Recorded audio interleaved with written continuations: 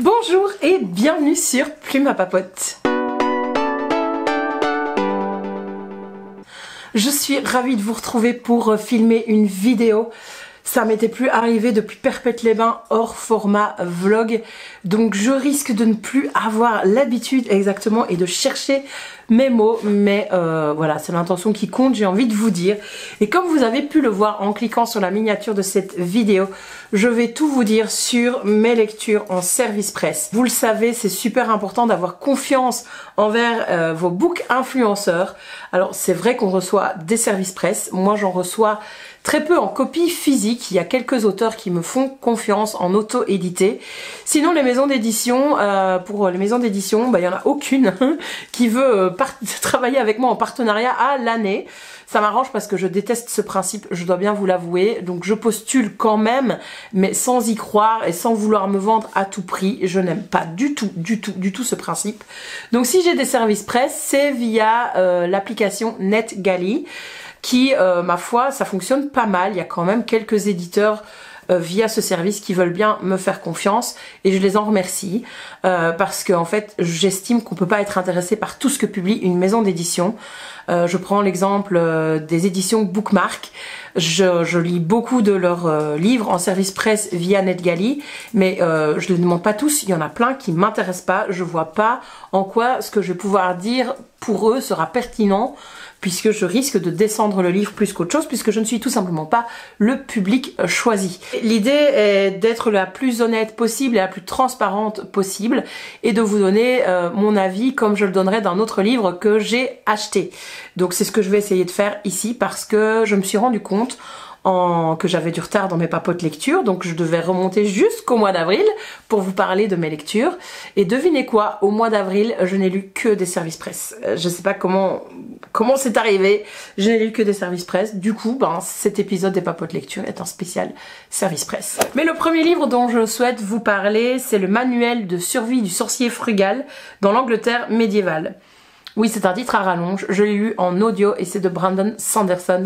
Je vous mets, comme d'habitude, la couverture ici.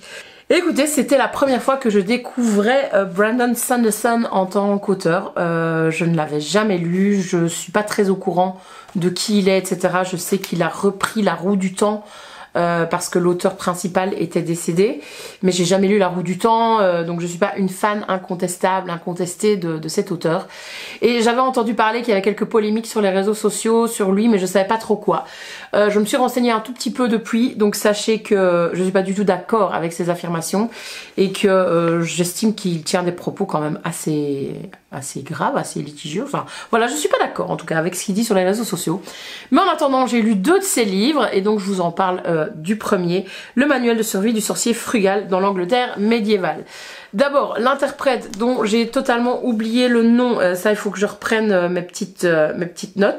Donc c'est lu par Damien Whittaker. J'ai envie de vous dire qu'il a fait le job, il a fait le taf, il avait une voix qui convenait de façon incontestable, il était l'homme pour le job, donc j'ai vraiment apprécié la façon qu'il avait de faire les différents moments, les différentes voix. Il y avait aussi des petites ambiances musicales pour cette lecture, c'était parfait.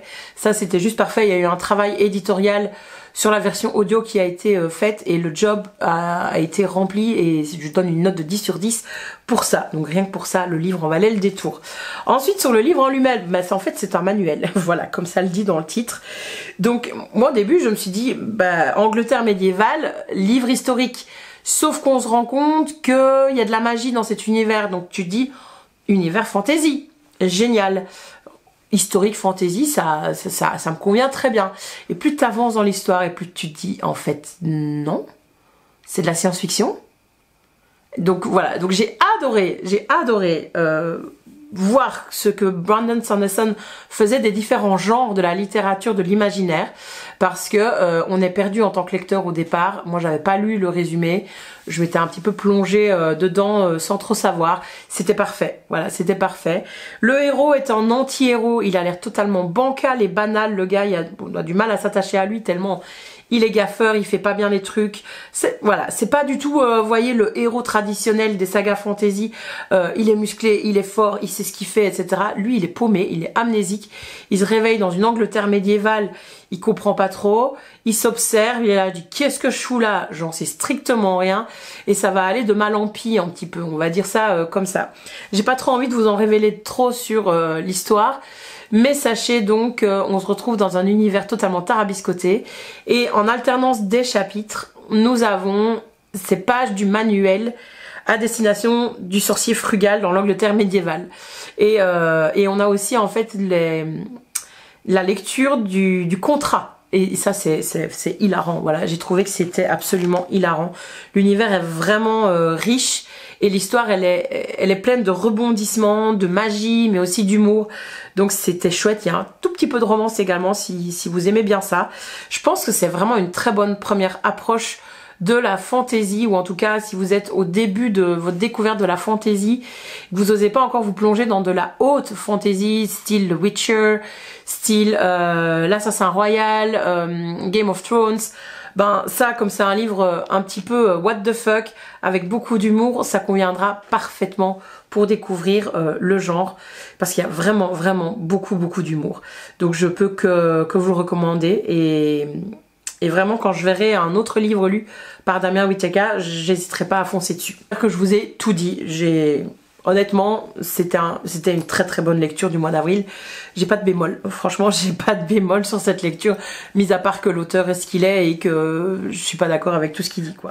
Ensuite, deuxième service presse via NetGalley, c'est Ce qu'elle a fait de Greg Olsen. J'ai oublié l'éditeur, mais je vous mets de toute façon la couverture à côté de moi, hein, comme d'habitude. Ici, on est sur un genre totalement différent. Il s'agit d'un thriller. Je vais prononcer ça correctement. Il s'agit d'un thriller, voilà, domestique. Ça se passe en Amérique du Nord, mais je sais plus où exactement. Je sais plus si c'est au Canada ou aux États-Unis. Et en gros, on va suivre deux familles qui sont voisines. Une, c'est un couple qui galère un peu, ils ont récupéré la maison de la grand-mère ou du grand-père, je sais même plus. Et entre-temps, en fait, depuis que les grands-parents sont décédés, bah, le quartier est devenu très huppé et prisé par les touristes. Et donc, tous les gens qui veulent fuir la ville vont s'installer là, au bord du lac, se construisent des immenses villas absolument magnifiques. Et puis, on a ce jeune couple là, qui est en galère financière, qui pensait que ça allait pas se passer comme ça, que leur couple allait évoluer autrement et ainsi de suite. Mais c'est pas facile. Et on va suivre donc, j'ai oublié son prénom, mais la jeune femme qui passe son examen du barreau après plusieurs échecs, donc c'est important qu'elle le réussisse. Et en partant, en reculant la voiture dans l'allée, eh bien, il y a un accident dramatique qui se passe. Et tout va être la question de l'acte justement qu'elle aura opéré, ce qu'elle a fait. Parce que, ok, c'est un accident au départ, mais ça ne devient plus un accident par la suite, ça devient quelque chose de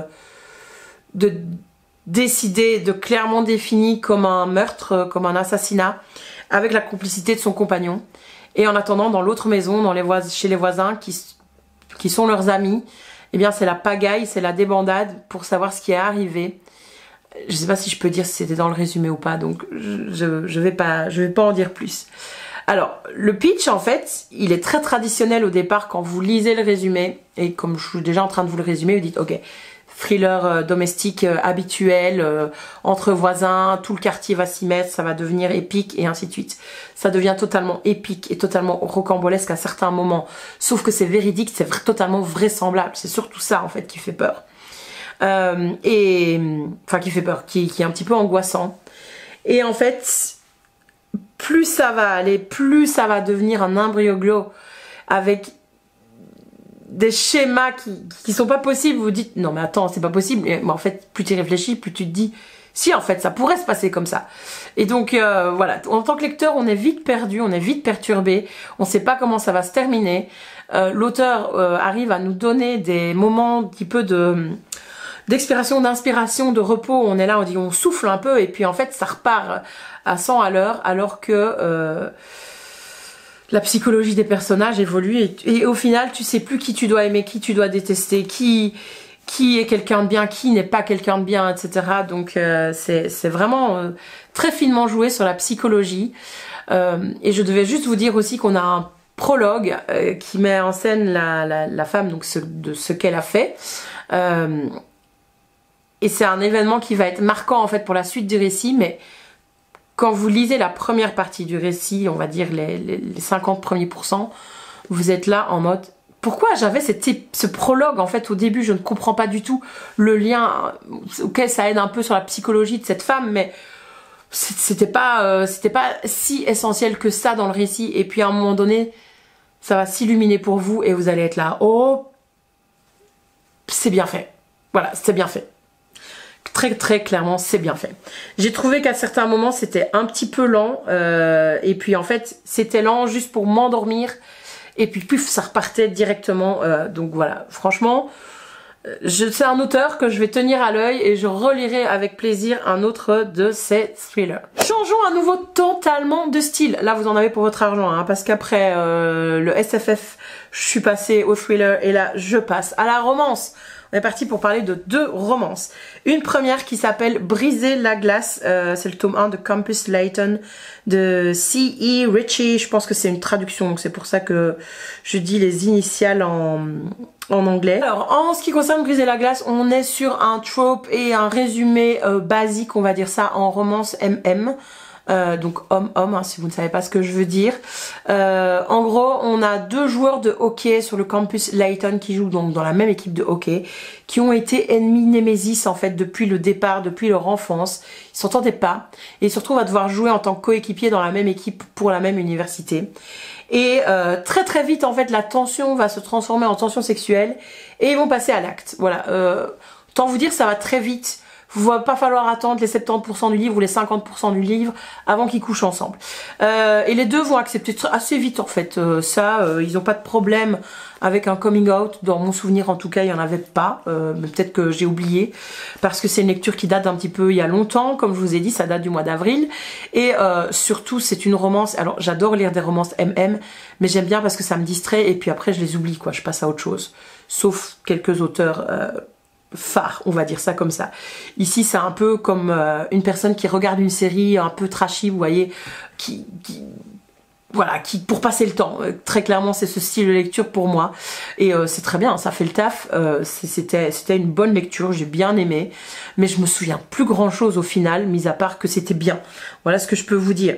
Et donc, on est clairement sur 2 personnages qui s'aiment pas trop au départ, puis qui vont coucher ensemble, et du coup ils vont se rendre compte qu'ils ont peut-être des sentiments. Mais bon, comme depuis le départ, ils sont pas honnêtes envers eux-mêmes, ben, ça va prendre du temps pour qu'ils se dévoilent leurs sentiments l'un à l'autre, et que ça devienne une véritable relation, et ça va être tout l'enjeu du roman, bien sûr. Honnêtement, je me souviens pas s'il y avait une autre... Vous voyez, un autre scénario que ça. Je pense que c'est vraiment une lecture excuse, vous voyez. Je pense que ça convient tout à fait à toute une série de personnes, à toute une série de lecteurs. Et j'ai envie de vous dire, si ça vous correspond, foncez. N'hésitez pas, quoi. C'est des personnages attachants. L'intrigue était assez émouvante. Et la plume était vraiment fluide. Donc voilà, il n'y avait pas de gros problèmes de traduction à mon sens. Donc voilà, sachant que le tome 2 est sorti depuis, et là ça se passe dans le monde du baseball, et on avait déjà un aperçu de un ou des 2 personnages qui vont être dans le tome 2. Honnêtement je me souviens plus du tout de qui c'était, mais voilà. Si vous cherchez une romance qui se passe dans l'univers sportif, foncez sur celle-là, ça fera totalement le taf et le job. Bon alors la deuxième romance dont je dois vous parler, c'est là où je m'en souviens un petit peu plus, c'est Fan Squad de C.S. Quill que j'ai lu en audio. Je pense que c'est C.S. Quill, je pense qu'elle est francophone d'ailleurs la madame, non? Je pense. C'est elle qui a écrit Campus Driver, non? Si je me trompe pas. J'ai jamais lu la saga de Campus Driver. Je sais plus du tout. J'ai pas fait mes recherches là-dessus. Toutes mes excuses. Je peux vous dire en tout cas que j'ai demandé ce service presse en audio parce que je n'avais jamais lu de romance en audio. Faut savoir que moi j'écoute mes livres audio dans la voiture. Parce que je ne prends pas les transports en commun, j'habite le fin fond de la campagne et il n'y a pas de transport en commun, à mon grand désespoir. Sinon, pensez bien que je prendrais le bus tous les matins pour aller à mon travail. Mais c'est pas possible. Du coup, j'écoute en audio. Donc, je me suis toujours demandé comment faisaient les lecteurs de romances pour lire en audio, parce qu'on est bien d'accord, souvent dans les romances, il y a des scènes olé olé, caliente, intimes quoi, et vachement descriptives. Et donc je dis, comment tu fais pour rester un peu neutre, etc. Est-ce que c'est comme quand tu as ta liseuse et les gens savent pas ce que tu lis, mais tu dois quand même cacher un petit peu, parce que si ça tombe, tes collègues vont peut-être voir un peu qu'on parle de bip, et puis de bip, et puis de bip. Bon ben voilà. J'ai été gênée plusieurs fois parce qu'il faut savoir que je suis enseignante, donc j'étais à proximité d'une école quand j'écoutais certains passages. J'ai coupé le son, hein, très clairement. J'ai arrêté, j'ai mis sur pause le livre audio. Il était hors de question que les élèves entendent des mots comme bip et encore bip. Voilà, donc c'était une première expérience avec une romance assez hot. Il y a quand même pas mal de scènes d'action entre les deux protagonistes. En gros, j'allais dire, c'est du fan service, mais c'est dans le titre, ça s'appelle Fan Squad. Donc on va suivre une jeune femme. J'ai oublié son nom, j'ai totalement oublié son prénom, je suis désolée. Mais en gros, elle est fan d'un groupe, je sais même plus le nom du groupe. Il y avait un truc avec fan dedans ou quoi? Je sais plus. Donc elle est fan d'un groupe de musique. Et le chanteur principal, il décide de lancer sa carrière dans le cinéma. Et donc pour ça, comme il s'éloigne du groupe, il a besoin d'une community manager. Je crois que c'est community manager. Enfin bref, il a besoin d'une représentante quoi. Et donc son agence va lui proposer cette jeune femme. Sauf qu'elle, elle ne veut absolument pas gérer le groupe et gérer cet homme dont elle est absolument fan. Parce qu'elle s'est fait un monde dans sa tête et des histoires dans sa tête avec le groupe. Et donc elle ne veut pas briser son rêve. Mais elle n'a pas le choix. Donc elle va se retrouver community manager. Et comme la première rencontre se passe un peu bizarrement, qu'elle est tétanisée et qu'elle a l'air en fait de pas aimer le groupe et même de pas les connaître, ils se disent banco, on va pas se tomber sur une fan, c'est génial, comme ça les relations vont rester professionnelles, ça va bien se passer. Sauf que ça devient même en fait un peu de la haine de la part du chanteur, du membre principal du groupe. Et il va être là en mode mais qu'est-ce que c'est cette meuf, c'est une catastrophe, j'aime pas trop, etc. Et donc il va tout faire pour rendre sa mission beaucoup plus difficile que ce qu'elle est censée être. Sauf qu'elle va être professionnelle et elle va bien faire ça, mais elle l'oblige quand même à faire des choses que lui il a pas envie, donc du style des rencontres avec les fans, etc. Donc ça ensuit tout un petit jeu de vengeance, je t'aime, moi non plus, surtout je t'aime pas du tout. Et puis il y a quand même une tension sexuelle qui se développe très très vite entre eux, et bon ils vont coucher ensemble et ils vont même carrément sortir ensemble.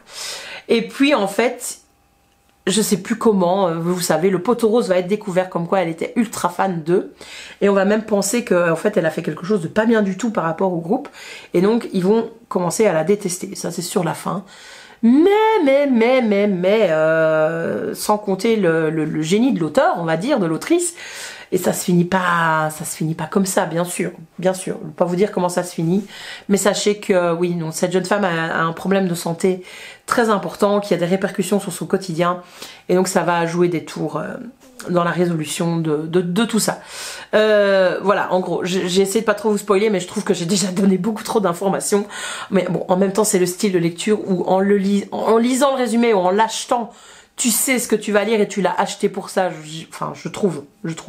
J'espère. En tout cas, désolé si je vous ai gâché le truc. J'espère que vous allez assez vite oublier le résumé. J'ai trouvé en tout cas que les deux personnages étaient assez attachants. Franchement, pour ça, c'est pas des clichés ambulants, on va dire ça comme ça.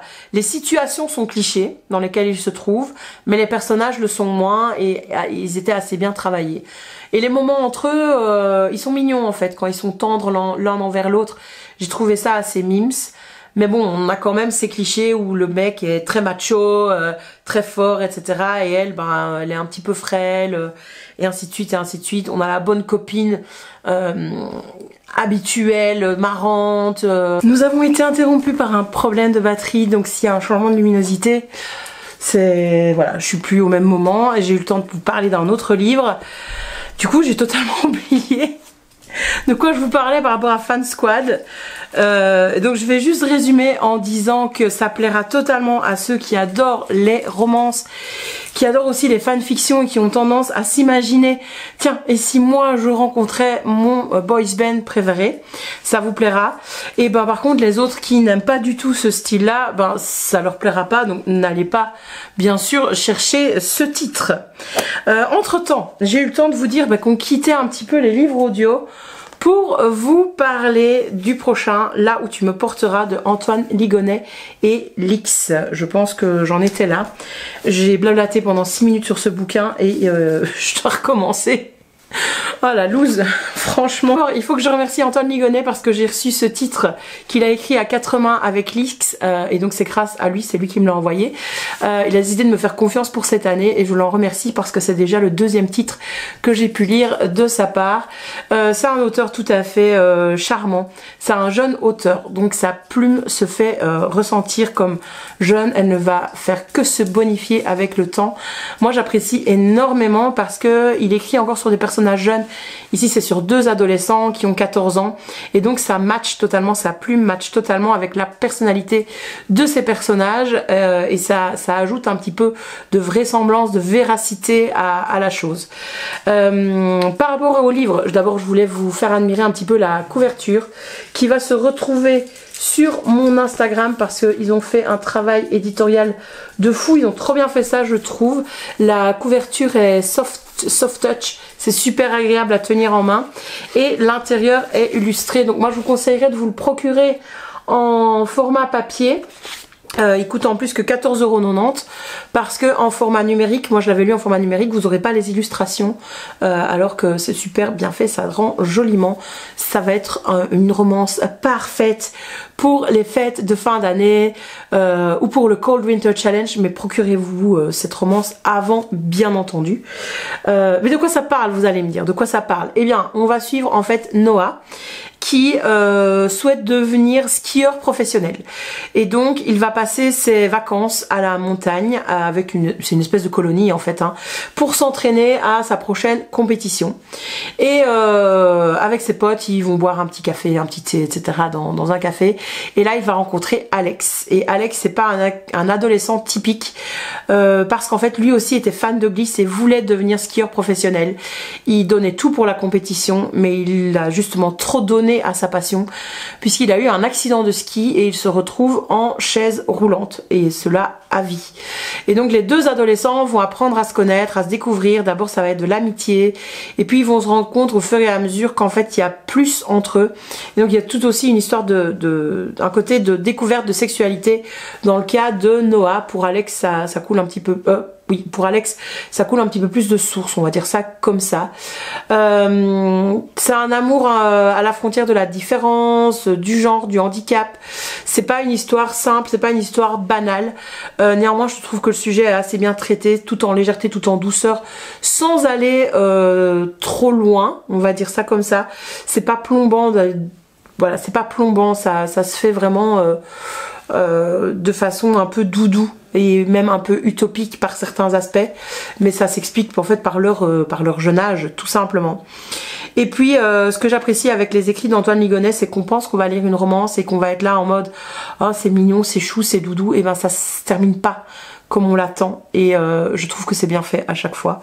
N'empêche que voilà, ça a le titre d'une romance et c'est normal en fait que ça se termine pas comme on le pense parce que les 2 personnages principaux sont tellement jeunes que ce serait vraiment très utopique si ça se terminait comme on le souhaite finalement au moment de la lecture. Donc voilà, je peux que vous conseiller ce livre en copie physique. Il est disponible sur Amazon, sur le site... Non, est-ce que l'auteur a un site? Je ne sais pas.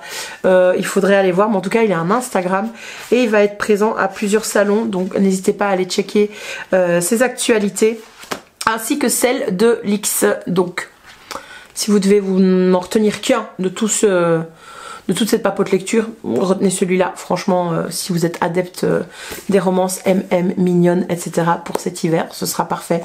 Déjà là maintenant, c'est parfait. Honnêtement, avec l'automne qui s'installe, qui est là, enfin chez moi qui est là, vraiment, parfait. Repassons maintenant au livre audio. J'ai demandé en service presse, toujours sur NetGalley, Veiller sur elle de Jean-Baptiste Andrea.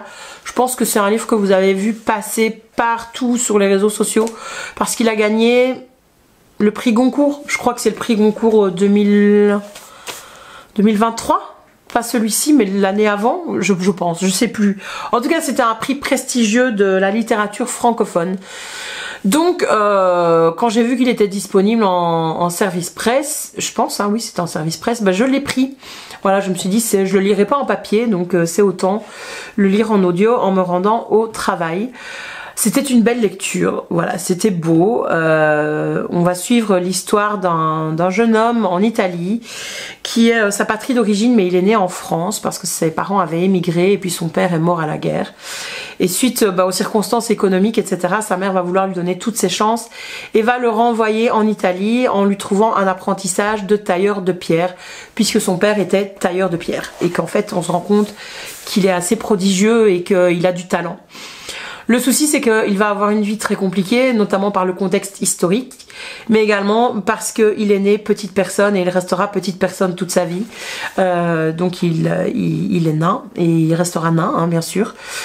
Et quand il va arriver en fait lors de son apprentissage dans le village où est son maître, en fait on se rend compte que lui il est pas du tout au courant, qu'il est pas du tout tendre et qu'il en a rien à faire de ce gamin, de ce mioche qui va être dans ses pattes et qui va vite le surpasser.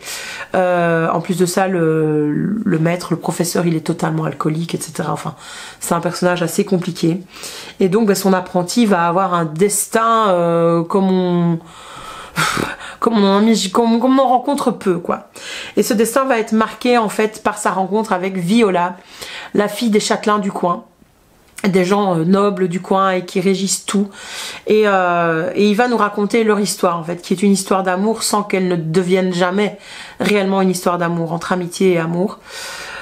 C'était très beau, ça permet de voir la vie d'une personne à travers plusieurs décennies, plusieurs décades. Oui, décennies, decades, c'est en anglais, pardon. Et voilà, c'était beau, c'était bien, mais pour moi ça valait pas un prix Goncourt. J'ai pas trouvé que la plume était exceptionnelle, qu'il y avait une façon de présenter les événements et de construire le récit qui soit si waouh, ou que ça qui casse les codes ou quelque chose dans le genre. Donc j'ai trouvé le livre en fait extrêmement traditionnel. Voilà, c'est un livre très traditionnel, un roman historique traditionnel. Si vous aimez le genre, ça va vous plaire. Moi ça m'a plu, mais il n'y a pas j'ai pas trouvé qu'il y avait de grandes causes d'énoncer. Pour lire un roman de ce style là, je préfère 10 000 fois aller lire un Betty par exemple de Tiffany McDowell, qui va être très dénonciateur, qui va être très engagé politiquement, et là ça l'était pas assez à mon goût. Donc c'était distrayant, c'était bien. Est-ce que pour autant ce bouquin méritait un prix littéraire aussi prestigieux? Je suis pas sûre. Voilà, ça ce n'est que mon humble avis. Franchement, faites-vous votre propre opinion. Je dois dire que les lecteurs étaient très bien. C'était chouette. C'est vrai que vous allez me dire, mais si, il y a quand même ces prologues qui sont racontés du point de vue d'on ne sait pas qui.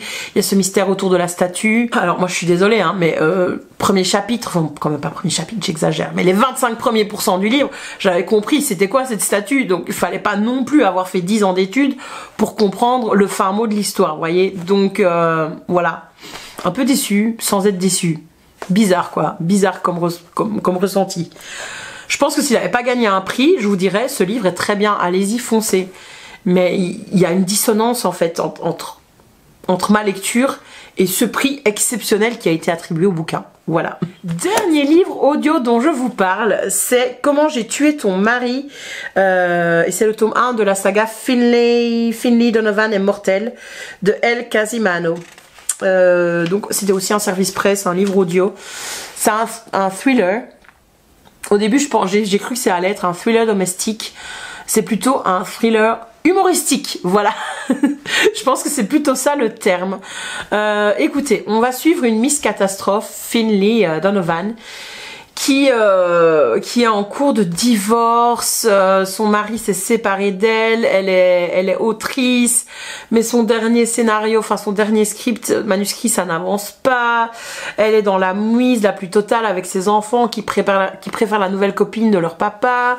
Et franchement, c'est vraiment un personnage catastrophe quoi. Alors moi je suis très maladroite au quotidien, mais elle a réussi à m'agacer tellement elle était maladroite. Le trait a tellement été forci que ça en devient grotesque. En tout cas c'est ce que j'ai trouvé. Et donc de situation rocambolesque en situation rocambolesque, en fait pour qu'on la reconnaisse pas et qu'on sache pas que ce soit elle met une perruque quand elle doit se rendre à des événements où elle doit faire des signatures, rencontrer son agent, etc.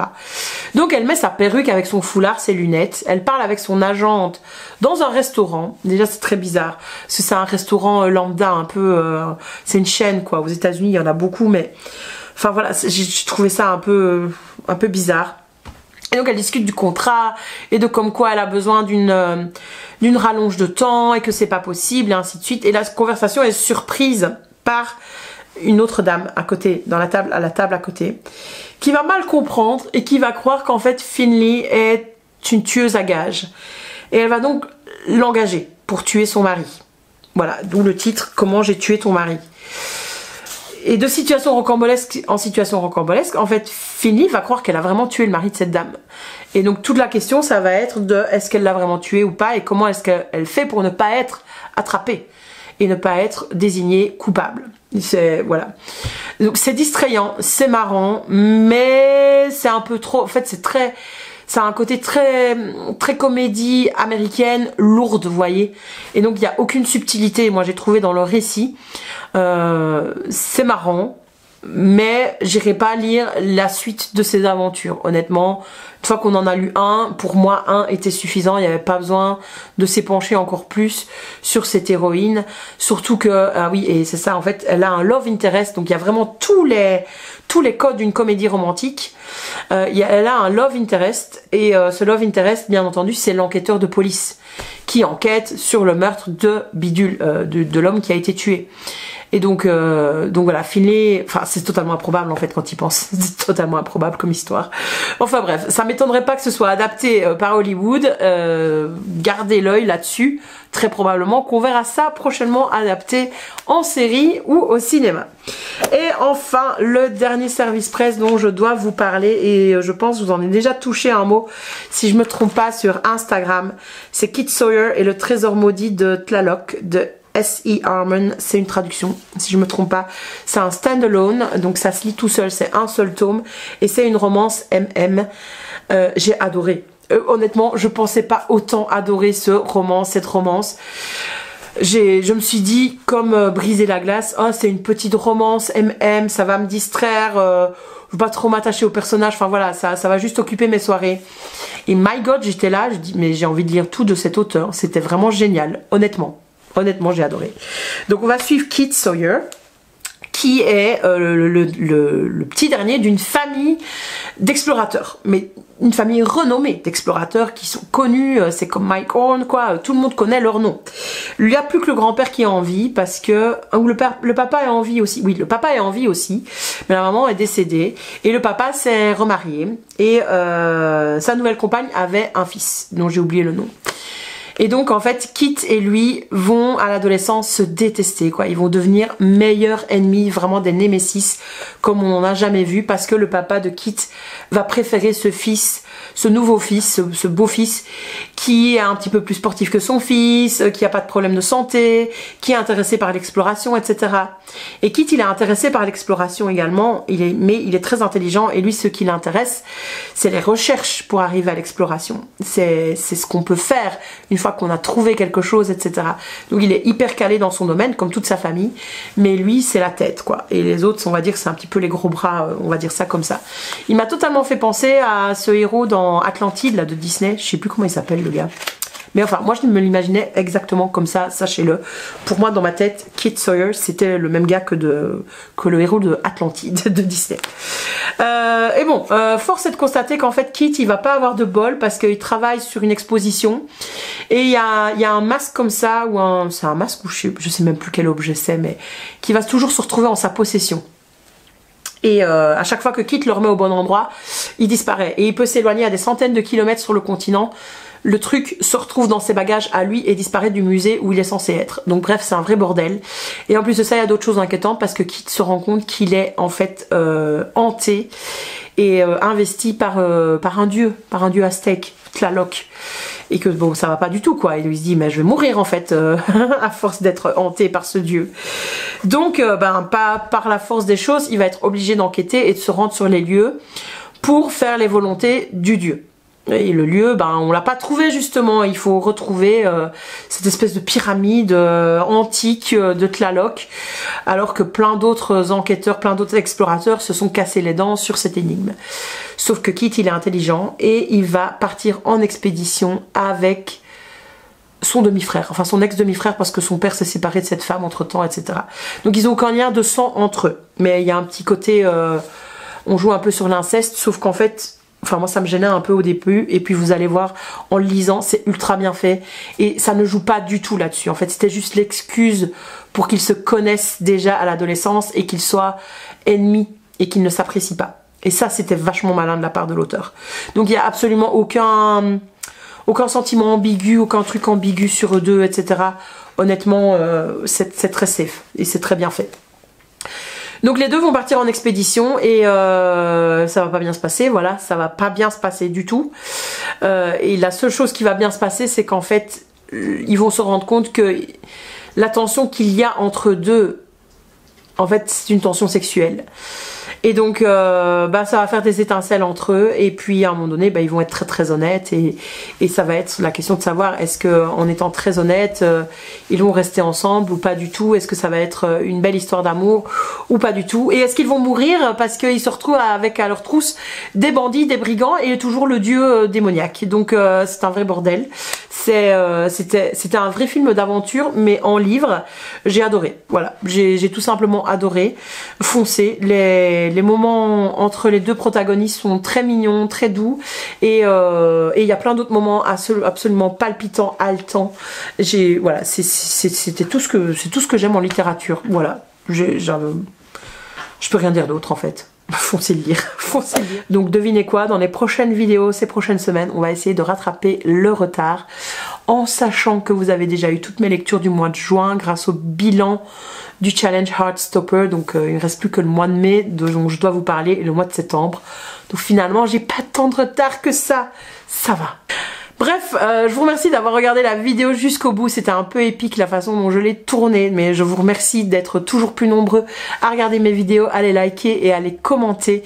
N'hésitez pas à me mettre les titres que je devrais absolument lire selon vous ici dans les commentaires. Et on se retrouve très vite sur Plume à Papote. Bye bye!